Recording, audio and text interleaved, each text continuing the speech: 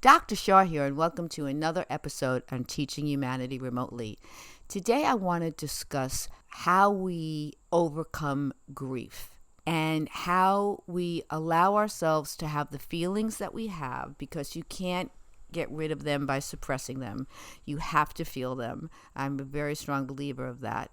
But how we also see, through witnessing our behaviors, how we can be the cause of our own suffering and what we can do about it. I guess what I'm really trying to say is, once again, I need to witness exactly how I am and then reflect upon how I am feeds me and how I am hinders me. And if I no longer want to be hindered, what I need to do to transform how I hinder myself. I need to see that. So I can't run away from my grief. That's not my experience.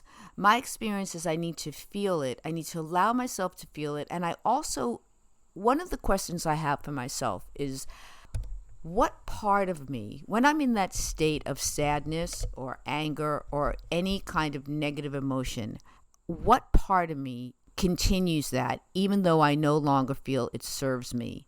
Do I have an unconscious conditioning that kind of has what I would say a kind of addiction to this kind of negative behavior? Do I have that? Can I really examine myself? Do I need to examine myself? Or if I see that I have it and I don't want it, can I just try to make a transformation right then and there?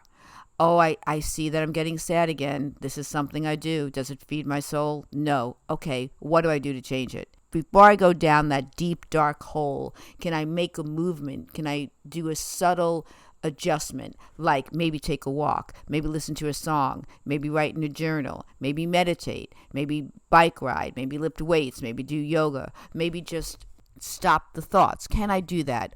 Or do I need to continue to be sad? And if I need to continue to be sad, I need to come to an understanding that for whatever reason, somehow this sadness is feeding me. It's better to have it than to not have it, because I'm used to it and it's like a friend that I don't really want to be friends with anymore, but I can't give up.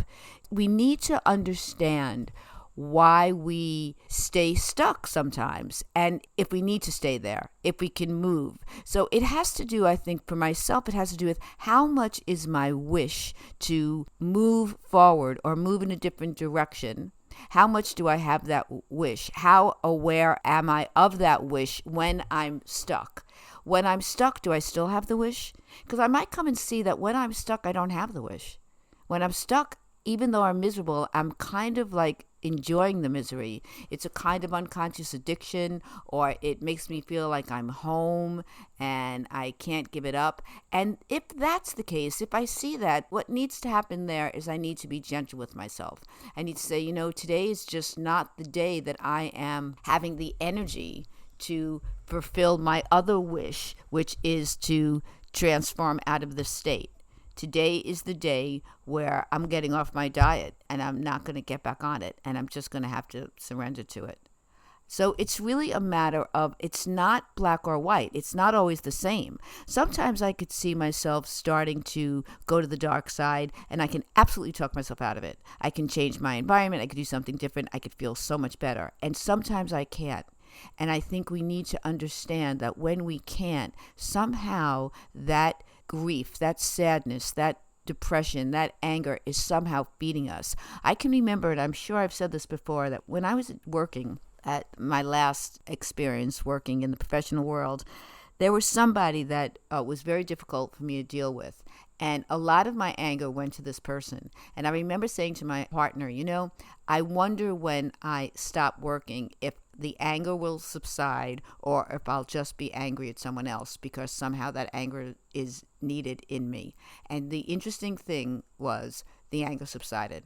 It really was in that circumstance, and then once that circumstance was gone, the anger left. But I can honestly say I don't think that would have always been the case in my lifetime.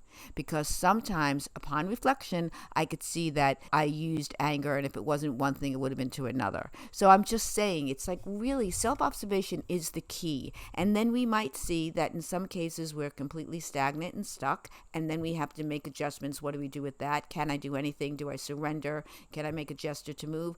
And sometimes I'm not stuck, and it's very easy for me to move.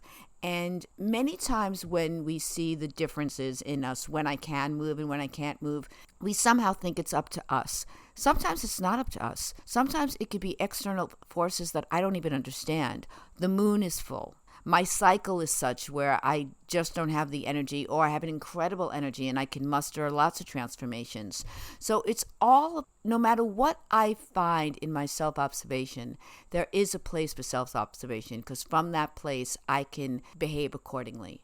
And I'm learning. I'm still learning when I need to surrender to what is, and when I have enough intention and energy and attention to actually change what is. So I think that's the key. And for me, when I see that I am the cause of my own suffering, I own it. I really do. I own it. And the cause of my own suffering means that I am staying in a place where I can't get out of my way, and I can't change how I'm feeling. And honestly, I could be the cause of my suffering often, and often I can make a subtle adjustment where I can change. I can. There's enough distance between me and what I'm considering as suffering, and I can really just make an accommodation. And every once in a while, I can't. And when I can't, I need to respect that. Because, as I said, there are external circumstances that I don't understand. So please feel free to write to me at learnwithmeremotely.com and see if you're having similar experiences and how you want to contribute to this. And the reason I bring this up, these podcasts transform from just speaking as a grown-up to other grown-ups, but it's always about how I am seeing the conditions of my current life and how that reflects on how I work with children, whether it's my children, my grandchildren, whether it's students. My self-observation is not just for myself.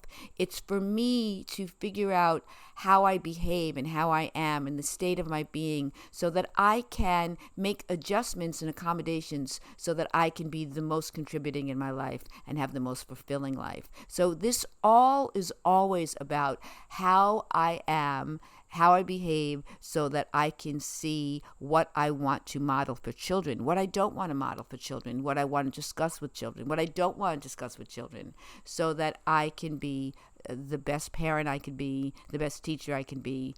So that's why sometimes we have to talk about ourselves to see how we could be of most service to others. So it's always, everything I say has to do with how we treat our children and how we are making sure that we are modeling the behaviors we want them to learn. Okay, until next time, please feel free to visit me at learnwithmeremotely.com. Be well.